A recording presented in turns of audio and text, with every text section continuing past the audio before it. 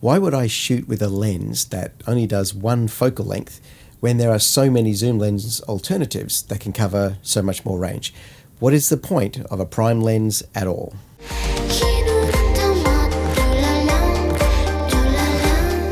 I'm a snob when it comes to prime lenses. I love them. So my opinion here is definitely biased. If you're new to photography and aren't familiar with what I mean by prime, it means a lens with a fixed focal length. It does not zoom through a range. If you want to change your perspective, you have to change your lens. That's why zoom lenses were invented, so you don't have to change your lenses so often. There was a time when zoom lenses were awful. They were clunky and heavy, and the image quality was often terrible.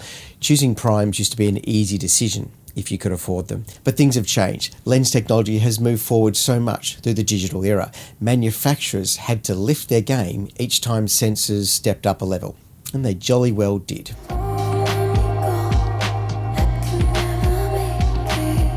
When we think of a zoom lens, most people assume you mean telephoto or a long lens. Indeed, sometimes we get confused by the overlap between these two terms. Zoom can be wide, but zooms can also be telephoto. Let's start with the telephoto, and in particular, the thrill of shooting wildlife with a very long lens. This lens is a little bit towards one extreme. It's big, it's heavy, and it delivers exceptional image quality. And it's a telephoto zoom. I've been shooting with the Sigma 60-600 for about a year, and it's amazing. It's not an f2.8 prime or anything like that, yet it's delivering such great moments for me. I have a long-term review covering this lens already on this channel if you want to know more.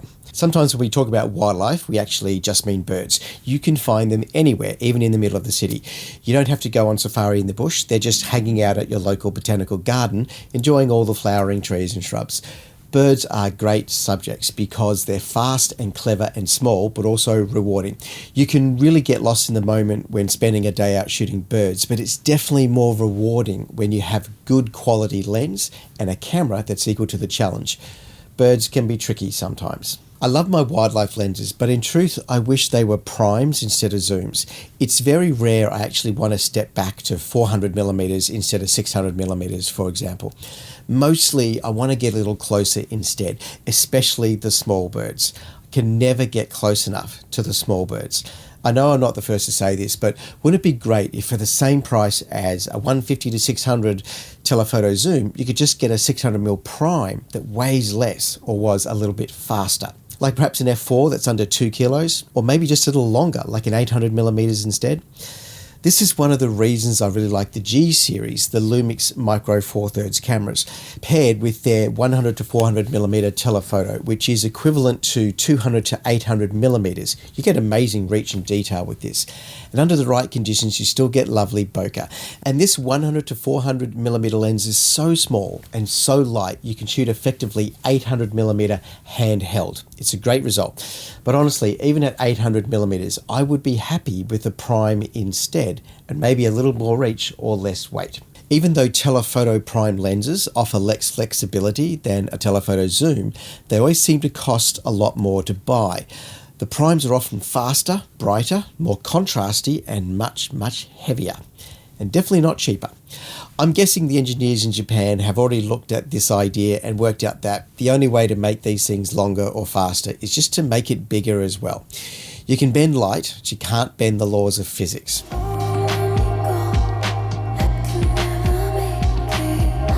Telephoto is not really where I do most of my photography. Mostly I'm shooting at a range between ultra-wide and standard. When I talk about a standard lens, what I mean is 50mm perspective, because that's roughly the perspective we see through the human eye. Wide lenses are simply anything wider than 50mm, such as 24, and ultra-wide is anywhere from 18mm and beyond that. And I do love an ultra-wide lens. I'm about to head off to the Arctic and chase a few auroras, and I'm taking two lenses to compare on this trip. One is a very fast 14mm f1.4 prime, and the other is a 14-24mm f2.8 zoom. Both are made by Sigma, and both come in mounts to suit a variety of full-frame cameras. I've used the Sigma 14-24mm zoom on my Arctic trips before, and it's really surprised me how beautifully this lens delivers on the night sky. Really sharp and really bright right through to the corners. And that's exactly what I mean when I talk about this idea that lens technology has moved forward so much in the past decade or so. My previous gold standard for Auroras was the Zeiss 15mm f2.8 prime, built for very high resolution DSLR cameras. And last year I shot with these two lenses side by side, and the Sigma zoom nailed it to the wall. The Sigma was just way better. Looking at my shots in the same night, but with the two different lenses, it was just startling to me how much better that 14 to 24mm 2.8 was delivering. Less vignetting, less softness into the edges, and more contrast right through the image. It's my new favy Aurora lens. So I've heard some great things about the Sigma 14mm f1.4 and reached out to Sigma for a test drive. Keep an eye out on this channel for that comparison in the coming weeks, as I'm taking it to Norway and hope to give it a proper workout alongside my 14 to 24mm f2.8. That 14mm prime, by the way, is larger, heavier, and more expensive than the f2.8 zoom. It's gorgeous, but it comes at a premium. That's the thing about fast lenses. The lower the f-stop, the heavier they are on the scale. The first L-mount lens I bought was a 35mm f1.2, and it is gorgeous. I do love it. But then Lumix came out with their 35mm f1.8, which weighs nothing compared to my heavy Sigma. It's remarkably compact and light, so when I travel, I usually end up packing that f1.8 instead. And it's a great lens and it delivers beautiful results, just not quite as velvety as its big brother. But you know, f1.8 is very nice and I can live with that. f2.8, not so much. That's right, f1.8 and f2.8 are absolutely worlds apart when it comes to shallow depth of field and bokeh.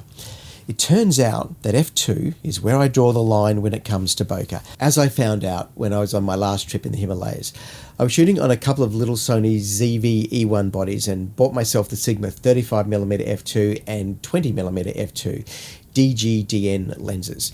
These are not part of the Art series by Sigma, but they're more affordable contemporary range. They are so small and they look totally harmless. They look so modest and unassuming, and in my view give the ZV-E1 a touch of class. This camera can look a little bit silly at times, almost like a toy when you put a great big lens on it, but when you mount one of these nice Sigma f2 primes, the Sony looks ready for business. I like it.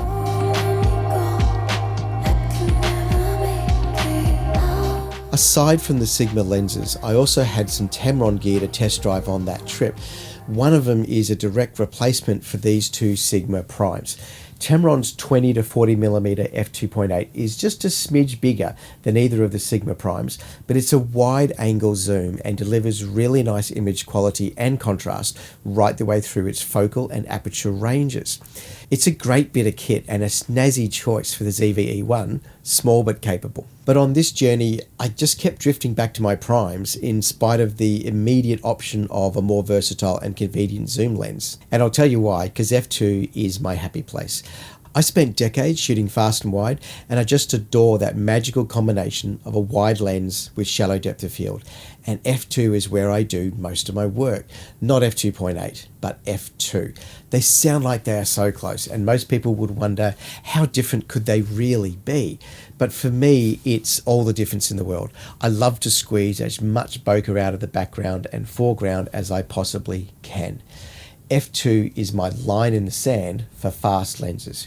If I could get f1.2 in the same size lens as the Sigma 20mm f2 with autofocus and full frame coverage, then I would buy that lens for sure. But at this moment in human history, f1.2 is a very heavy concept and f2 is not. I've already admitted that zoom lens technology has marched forward in recent years, and the current crop of lenses are just better than anything I could have imagined in the days of film. But I should also emphasize that prime lenses have gotten way better too. Mirrorless systems have opened the door to some phenomenal lenses that are very sharp, very fast, and very light. And those little Sigma f2 lenses are a great example of how far lens technology has moved forward. On two separate occasions during my most recent trip to the Himalayas, I spent the entire day shooting with the Tamron 20 to 40mm zoom instead of my fast primes. On both of those days, I enjoyed my photography and I got shots that I was happy with. I really need to stress this observation. My world didn't collapse just because I didn't have my usual f2 to shoot at. I still got a bunch of nice shots, and there were still moments when I could push for some shadow depth of field to aid my compositions. Sure, they weren't quite as rich in bokeh, not quite as velvety as the prime lens I'm used to, but they were still lovely. But here's the flip side. On all those days when I did have my primes, I also never felt like I was missing shots just because I didn't have a zoom lens. Let's unpack that thought just a little. Most people buy a zoom lens for convenience. It replaces the role of 2 or more primes, usually for less total cost, but importantly with the added benefit of not having to change the lenses. We have a tendency towards convenience when buying lenses, and so the zooms are hard to ignore. One of the things I often hear when discussing what gear to pack for a shoot is, I don't want to miss a shot, and this lens covers the entire range. This logic makes me pause and sigh. I feel this is a false evaluation of the options at hand. Shooting with a prime lens doesn't mean you're missing out on shots. For one thing, most situations you can zoom with your feet. Not so much for wildlife, I grant you, but for street photography and travel, your compositions will change dramatically based on where your feet are standing, and much less so than your fingers on the zoom. The convenience of a zoom lens is now leading you away from better composition. And that's what worries me the most. I don't like the word lazy in this context because it's a lazy expression within itself. I prefer to think of a zoom lens as a distraction. Where your mind goes, your composition will follow. And with a zoom lens, you're often thinking about the lens instead of the scene. Convenience is rarely the path to better photos. I'm not saying you can't take great shots with a zoom lens. That would be silly. I am saying that having more options in hand is not always a good thing. On those days when I get to walk around with a 35mm prime on my shoulder, I have simplified my creative space. I'm not distracted by options. Having picked my lens to walk around town, I can simply devote my creative energy to what I see through the lens.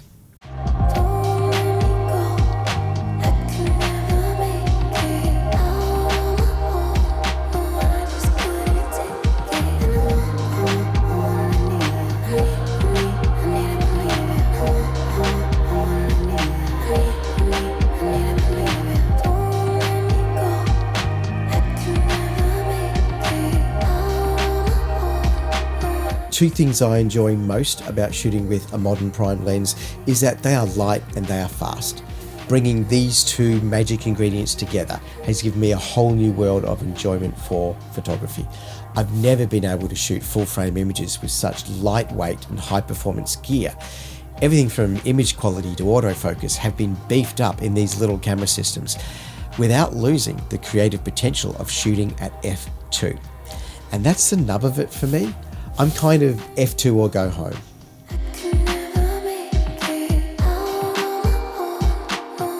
If you don't want to shoot at f2, then you really don't need a prime lens. If all your photography is super detailed landscapes with intricate foreground detail and epic distance mountains all perfectly in focus at f8, then you don't need a prime. You can enjoy that high quality zoom lens that gives you some flexibility for composition.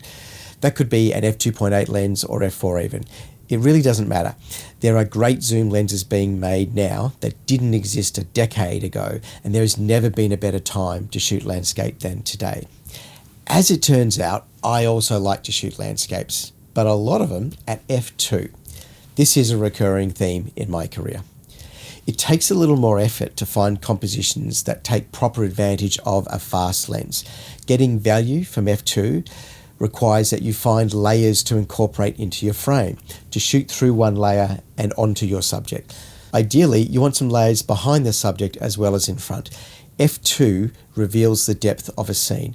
f2 also gives you a little magic when shooting directly into the sun. It makes those flares super soft and dreamy, like bokeh, but sunny. I love the random elements that get thrown up when focus is absent. I love it. I never quite know how a particular combo of light and lens will play out, and finding out is the fun bit. But here's the catch with learning to compose with a fast and wide lens. You can't learn this skill until you buy a fast, wide lens. I call this the 24mm problem. Early in my career, I decided that every year I would buy myself a new lens, and ideally a lens that was unlike anything I already owned. Most of my gear purchases are for specific purposes, and sometimes often for a specific shoot, like when I sold my motorcycle to buy a Canon 70-200mm lens to shoot a baby rhino for the zoo. I figured I'd make the money back over time, and eventually I'd just buy a new bike again. Instead, of course, I just kept buying lenses. But that's another story. So I bought myself a 24mm f1.4 lens one year. And at the time, this purchase seemed a little bit frivolous and maybe even irresponsible. I already owned two other zooms that covered the 24mm range anyway. But they were f2.8, not f1.4. And let me tell you folks, that lens ended up paying for a lot more than the cost of my motorcycle. It opened up the door to a whole new style of photography for me and was a new way to look at composition. It was definitely the right lens for me at that moment in time. And here's why I call it the 24mm problem, because you can't know if shooting at f2 or faster is going to float your boat until you actually own a very fast lens. And most people won't buy the very fast wide-angle prime until they know how to drive one, and they will never learn how to drive one until they own one. You see the problem here? If you are tempted to dip your toe into the water with prime lenses, I recommend you start with something like a 50mm or maybe 35mm. The wider the lens, the more skill it requires to get value out of shallow depth of field. So when starting out, 50mm is good, or maybe 35mm if you lean towards wider scenes anyway. This will get you started with the least expense, and you can always sell the lens afterwards if it's just not working out for you. Shooting f2 for landscapes is a little bit more tricky to learn, and maybe something worth considering for a workshop or a photo tour with someone who really leans into that style. The other bit of advice I have is to get yourself two camera bodies. If you're going to shoot with prime lenses, then one way to mitigate the issue of changing lenses all the time is just to carry a second body. For example, you could have one camera for wildlife with the long lens on it and a second one for wide angles. Carrying a second body also means you have spare gear in case of equipment malfunction or just plain running out of batteries. There's a lot of advantages to the second camera body, especially when working with primes. But that is an entirely different discussion, and as it happens, an entirely different video too. So if you want to chat more about that, please check out my other video called Why Two Cameras Are Better Than One. Have a great day, and if you liked what we talked about today and it was a little bit useful to your journey, do have a rummage around my channel here, and maybe you'll find a few more topics that are worthy of your time. Cheerio.